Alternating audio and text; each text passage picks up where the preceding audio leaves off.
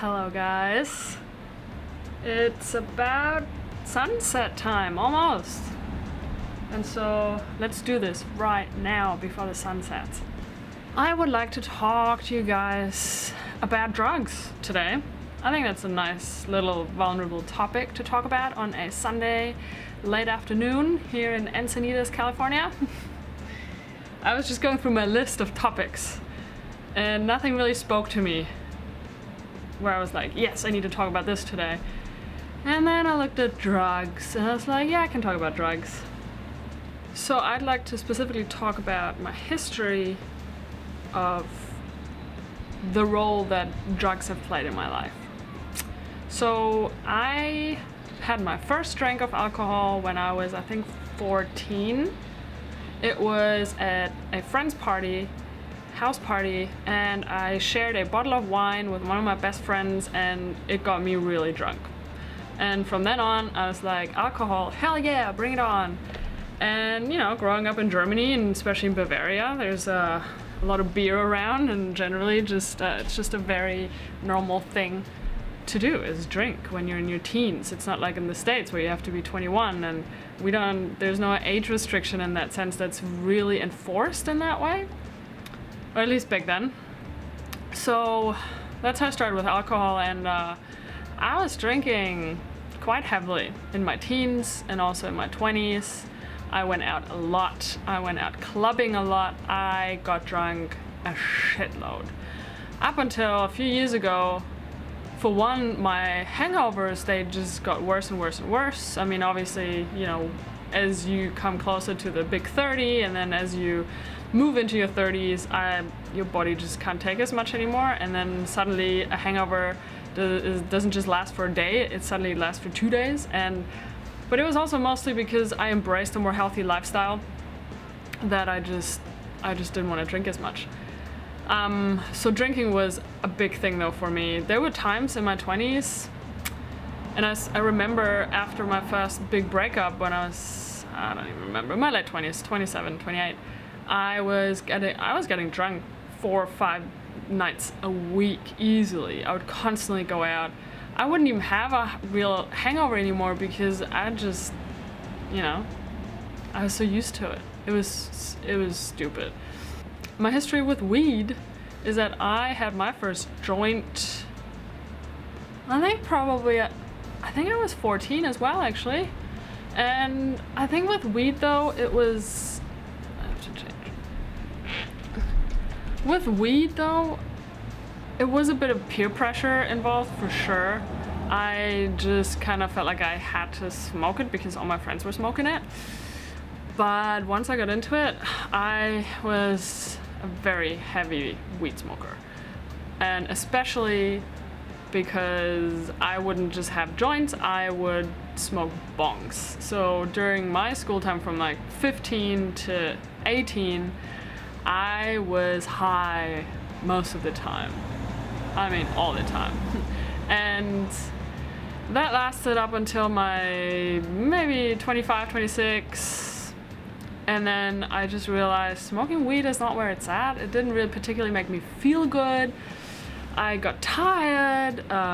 Sometimes I would feel anxiety and like a bit of paranoia. And, you know, I was just totally overdoing it. And eventually I realized I can actually say no. It's okay to say no. People are not gonna hate me. My friends are not gonna abandon me. I can say no to smoking a joint. But I think for a very long time I was smoking weed because it was just what my friends were doing, and there was a joint going around or a bong going around, and I didn't want to say no and be, you know, the weird one out and not smoking. So now I don't smoke at all weed. That's just done. Like, for me, there's no point really. I had a little bit of weed when I was in Colombia recently, just to see like how I react to it now, and it was quite funny, but it wasn't very strong weed, and it just reconfirmed that I'm not into that anymore at all. But I did smoke for definitely about 10 years, a lot.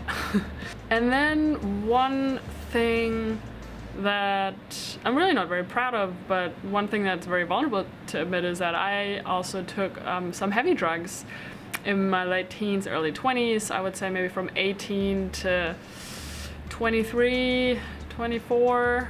I really got into cocaine for some reason. Again, friends, and then you tried once, you tried twice, and then you know, kind of get hooked, and that shit makes you really fucking addictive. And it never got to a point where I didn't have my life under control or any of that, but I was using it when it was around. The good thing with cocaine though is it's really expensive, and when you're 20 years old, you don't really have that kind of money. So yeah, but there's a time where I barely remember much of my life at all. Like, I just literally don't have many memories because I think I was just high so much, either on weed or on cocaine or just drinking so much, that sometimes when, you know, old friends of mine, they talk about, you know, back then in the days when we were like around 18, 20, 22, and they talk about memories and things that happened back then, I was just like, really? I don't remember, and it's scary. It's really scary. I believe that for me, taking drugs was definitely a way to distract myself from what I was feeling. Absolutely, for sure. If I was going through depressive phases on and off, and if you know, one of those episodes came up, I would just go out, either drink, smoke, or take cocaine. It was just an easy thing to do. I also tried a few other drugs, but I never really got hooked on things like I tried mushrooms once. That was on the Gili Islands in Indonesia. It was actually pretty awesome, but I'm not made for like LSD and all these drugs that kind of alter your mind. They scare me a bit too much. I've done ecstasy and speed and things like that, but not to a point where I ever did any of that regularly or more than a couple of times. And then I had my last trip, so to speak, my last drug experience that really kind of woke me up. I think it must have been 2013, maybe. So it's about 4 years ago. And it was in Berlin in a club called the Berghain, and there's a lot of drugs going around there. And a friend of mine organized ecstasy. And I didn't really want to take anything. Like, totally didn't want to. I just wanted to have, you know, a couple of drinks and dance, and that's it. But for some reason, I don't know what the fuck happened. I took that pill, and I just bit off parts of that pill, maybe a third. It was a big ecstasy pill. And then I swallowed that, and then nothing happened for a very long time. We were dancing, and then I was like, nothing's happening. So I pulled the rest out of my pocket and put that into my mouth and swallowed it. And it didn't take very long, maybe 10 minutes, and then suddenly, bam, I got hit really hard. And it got really scary really quickly. It freaked me the fuck out. I got claustrophobic, I started to have a panic attack, I got really anxious, and gladly I had a couple of really good friends in the club that had a lot of experience with drugs, and I found them and I was like, girls, I need help, I'm really not feeling well. I think I'm freaking out right now, I'm really scared, I'm freaking out, and they took care of me, and they, you know, went outside with me, got me some water, and they just made me feel really safe.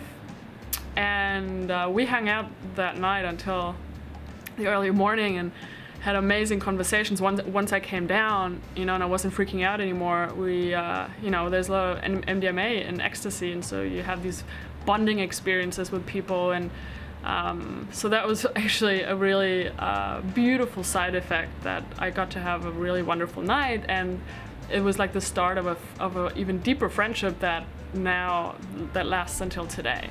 And we sometimes joke about it. It's like, yeah, can you remember when you had that crazy ecstasy trip and you were freaking out, but we bonded that night? So that was that. And after that happened, I don't think I came off of that ecstasy pill for a couple of days, like properly. And after that happened, I was just like, fuck that. I'm not touching drugs anymore. I'm finished. I can say no. It's okay for me to say no.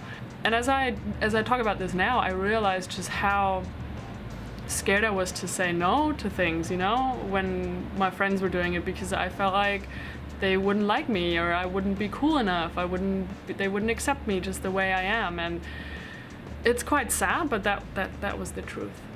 So this is my drug story, guys. I'm interested, you know, if you guys want to. I know it's a very, very vulnerable thing to talk about in public.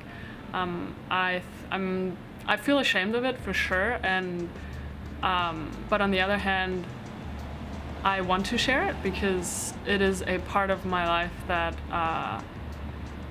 that impacted me, definitely, for sure, in many ways. And I definitely use drugs as a way to not feel, to not think, to not be with myself because I couldn't handle it.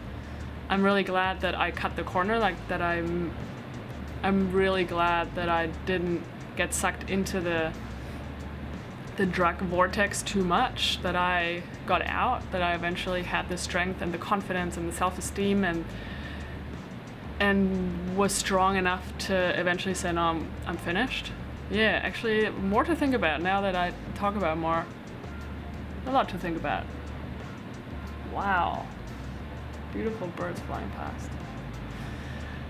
So anyway, yeah, if you guys want to share your experience, if you guys have any questions or comments, please put it below the video in the comment section. And if you like the video, give me a thumbs up and subscribe to my channel. Of course, that's the best way to support me and follow me. And other than that, I'll see you guys tomorrow for another video of vulnerability. Bye, guys.